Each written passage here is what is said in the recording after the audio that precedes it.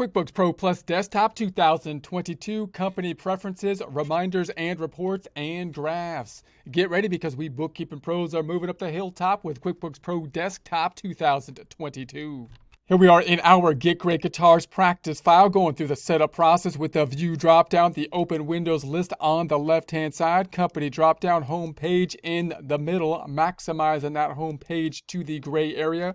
Continuing on with our preferences, edit dropdown, going to the preferences at the bottom.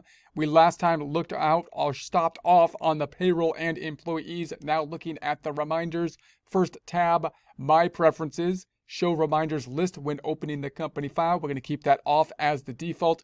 Company Preferences, here's our reminders, noting that the reminders in general can be quite useful when working in real time to give you those reminders, but if you're working not in real time, say for example here in a practice problem, or if you're working in a situation where you're entering all the data, say for an entire year, a year's gone by, you're trying to populate the entire year's worth of information for the year-end financials and tax planning, therefore not working in kind of real time as the accounting is taking place, the reminders can be somewhat burdensome and you might want to basically turn them off in those cases.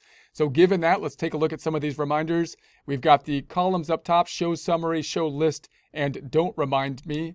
And in the first option, checks to print. So if you're printing checks, remembering that you can print checks through the QuickBooks system, you'd have to buy the checks in essence separately and then process them in QuickBooks and then put the checks into the printer and print the checks. If you're using that process, then as you enter the data into the system, entering the checks, you might then at a later point want to print them, and it could give you a reminder to go through that printing process.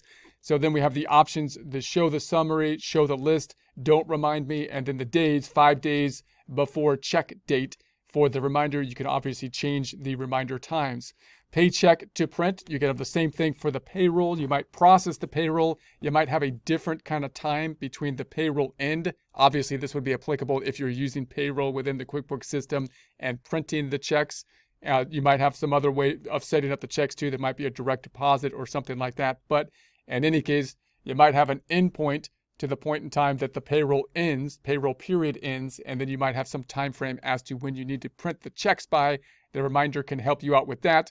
On the right-hand side, we've got the days before paycheck date, and you can adjust that. Invoices, credit memos to print, so you can enter similar kind of things with the invoices and the credit memos, and you could set them to be printed and then give a reminder 5 days before the invoice date for the printing. Overdue invoices, checking that off, that's going to be days after the due date to print the overdue invoices as a reminder.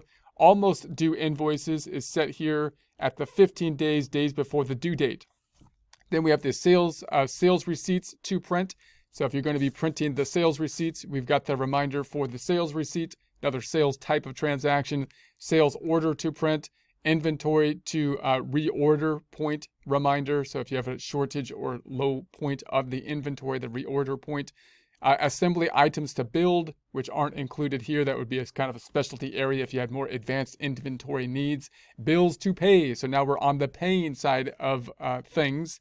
And so the bills side of things, entering the bill, which would increase the accounts payable, the other side going to an expense. The reminder 10 days before the due date. So that means you're given the reminder that you entered a bill saying that you have to pay it, and you got the due date, the 10 days before the due, hopefully to pay them on time. Memorized transactions due. We got the 5 days before the due date for the memorized transactions. So we'll talk more about memorized transactions at a future point. I think we might have a whole different section on the memorized transactions and setting them up.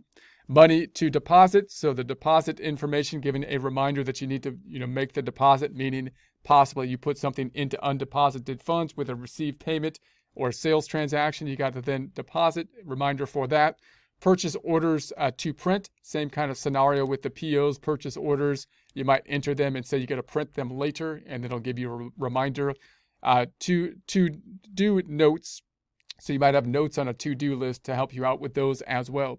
Let's go to the reports and graphs on the left-hand side. On the My Preferences for the reports and graphs, prompts me to modify reports options before opening a report. So it's going to tell you, do you want to modify the report? Typically, that's going to be off. I think it's better for the default, meaning when you update the report, I'd like it to refresh everything in it as I enter the data into the system and not need to be prompted to refresh it. However, it can be nice in some cases if you were to basically make changes, go to the report, look at the report before it's refreshed, and then refresh it, because then you can get a look at before and after when you get back to the reports. But typically, I want everything to update automatically with regards to the reports based on the data input that has been made. When a report or graph needs to be refreshed, prompt me to refresh it. And so refresh automatically, don't refresh. So again, you might want to put it at automatic. I'm going to keep the default here for now. We might go back and change that at a later point. You can kind of toggle between them to figure out what the most efficient format is for you. Graphs only draws graphs in 2D, which is going to be faster, as opposed to use patterns. Then you could use the patterns. I'm going to keep those off with the defaults here. We're going to go to the company preferences. We have the summary report basis. Now you're going to have the reports like the balance sheet and the income statement, the major financial statement reports, and others are defaulting on the accrual basis. You could set the default to cash. I highly recommend that you don't want to do that unless you've consulted with an accountant, because even if you're on a cash basis, the thing that's going to be driving as to whether you're on a cash basis is the flow of your cycle. Meaning, if you have like gig work or something like that, then you might just deposit things directly into the checking account over here and have the expenses coming out of the checking account as they come through and be dependent on the bank statement, for example, because you don't need to invoice people in that case. However, if you do need to invoice people, then you're doing something that is by definition a default accrual kind of transaction. So in other words, even if you want to be on a cash basis, you have a fairly simple bookkeeping process. You don't need to check this item to be on a cash basis. You just need to enter the data as if you're doing a cash basis system. And so I would keep the default there on accrual by default. And then we got the aging reports, age from due date. So I'll keep that as the default as opposed to age from the transaction date. Reports show items by name only, description only. We'll keep the name and description. Collapse transaction.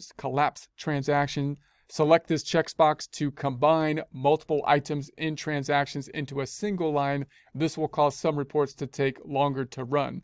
So you could, if you have smaller transactions, meaning if you run some reports, for example, if you run the check register, it might show more detail in the register, and sometimes you can collapse the detail to just show it on one line item. And that's nice because then you can have more line items on one page with less scrolling through it. But it's also a problem because you have less detail when it's collapsed in that format. So if you have a more complex transaction, it's less detailed. So we'll keep the default with that unchecked. Reports show accounts by name only, description, name and description. We'll keep the default here. And then the statement of cash flows. We went over a section on the statement of cash flows. And the statement of cash flows will create the statement of cash flows by default. It does a pretty good job of it, but there could be problems with it, and you'd have to kind of adjust some categories for complex transactions like the disposal or sale of equipment, for example. You can adjust some of those by basically looking at this assignment sheet, which will assign your basically account settings to either the operating, investing, or financing. And that can help you to kind of format and adjust your statement of cash flows if need be. And then you got the default formatting for reports as the checkoff. So those are going to be the general kind of items with regards to the reminders and the reports. We'll continue on with the more preferences in following presentations. I'm going to say okay for now, just to apply anything we may have changed.